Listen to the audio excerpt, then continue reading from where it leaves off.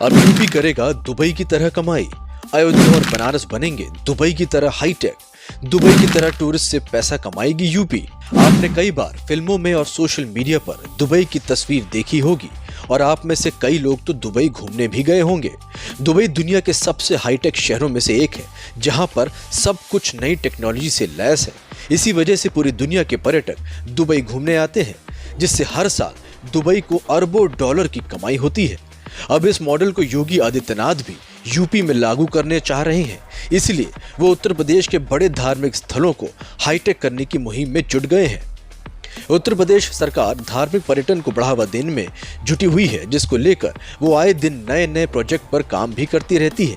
Kashi corridor, Mathura, Ayodhya और लखनऊ की गोमती नदी, इन सभी को धार्मिक स्तर पर सरकार ने बेहतरीन तरीके से तैयार कर दिया है, जिससे उत्तर प्रदेश की जनता को काफी ज्यादा फायदा भी मिल रहा है।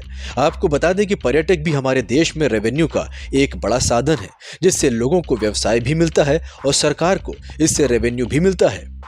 धार्मिक पर्यटन को बढ़ावा देने के लिए हाल ही में यूपी सरकार ने एक नया कदम आगे बढ़ाया है। हाल ही में यूपी सरकार ने वाराणसी में इलेक्ट्रिक से नाव से सवारी को और भी आगे बढ़ाने का काम किया है। अयोध्या से लेकर वाराणसी तक अब जल के जरिए नाव यात्रा की शुरुआत की है, जो बिजली से चलेगी। इसके लिए सरकार विशेष नाव संचालन की शुरुआत करने जा रही है।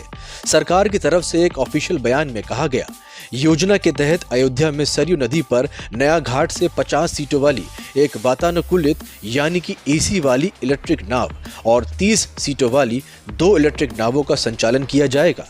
वाराणसी में गंगा नदी पर रविदास घाट पर पर्यटकों के लिए जल्द ही 50 सीटों वाली एसी इलेक्ट्रॉनिक नाव उपलब्ध होगी।